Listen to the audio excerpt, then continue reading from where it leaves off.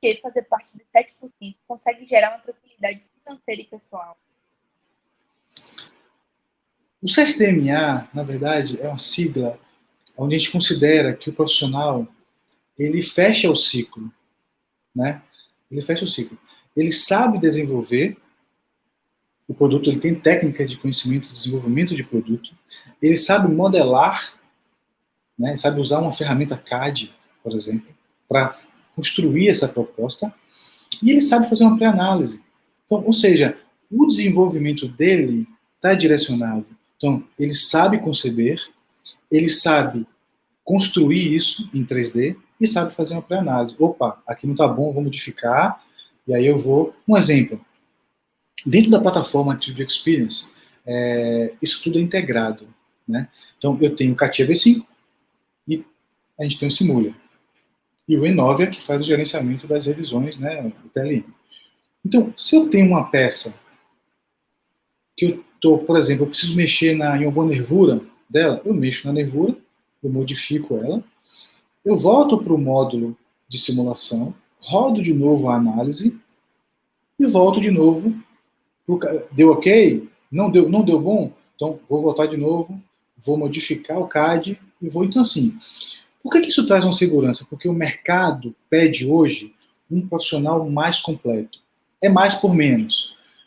Hoje, e eu vou dizer uma coisa a mais, já tem algum tempo que a Dortec ela não recebe só uma solicitação de cotação para um engenheiro de produto, por exemplo, ou para um projetista, né, que modela no CAD e tal, ou para um especialista em análise.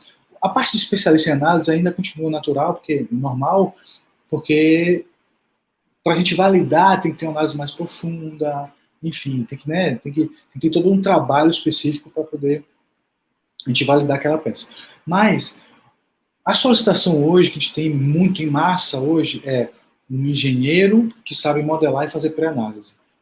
Então, o mercado pede isso. Né? É por isso que a gente chama do profissional digital.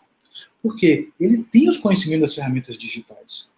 Ele não sabe só a engenharia do produto, a parte teórica, ele sabe executar.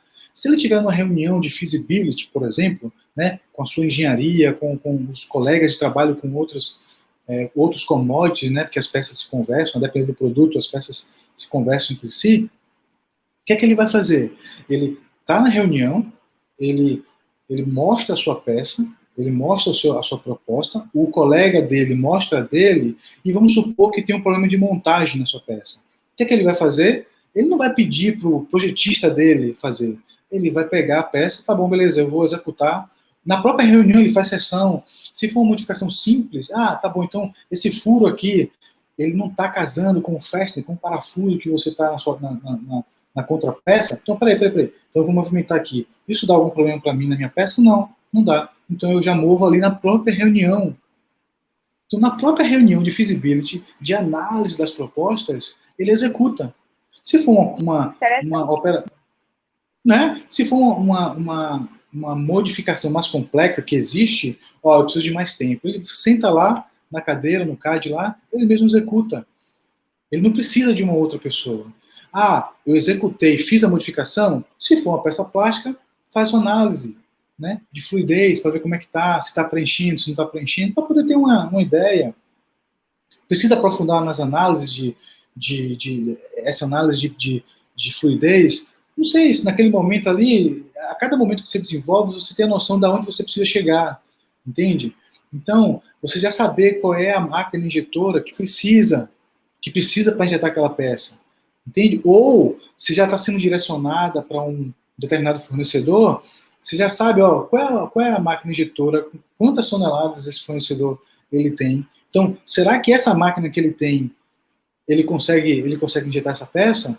E isso tem que ser feito, tem que ser identificado antes, e não depois que está desenvolvendo, aí achou o fornecedor e falou assim, injeta essa peça aí, analisa essa peça para mim, aí depois de meses e meses e meses, ele fala assim, eu não tenho essa injetora que seja capaz de injetar essa peça. Caramba, agora eu vou ter que procurar outro fornecedor.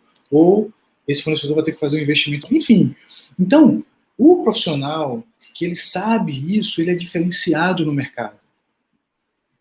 é muito difícil ele ficar.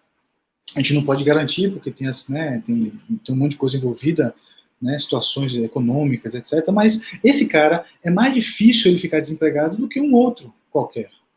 Entendeu? Porque ele tem habilidades, ele sabe desenvolver, ele sabe modelar, ele sabe fazer uma pré-análise. Ele muda a vida dele completa, ele fica mais tranquilo, entendeu? Não para ficar, né, tipo, não é que não vai existir problema nenhum. Problemas existem sempre, mas ele está na frente, entre muitos e muitos outros. Então, se ele estiver dentro dos 7% no Brasil, que sabe, que tem esses conceitos, pode ter certeza que ele está na frente de muitos e muitos e muitos milhões de profissionais. Sim, com os exemplos mesmo que você já deu, ele se torna um profissional realmente atrativo do mercado. Com todos esses exemplos, tanto de otimização, quanto de conhecimento, quanto até de poder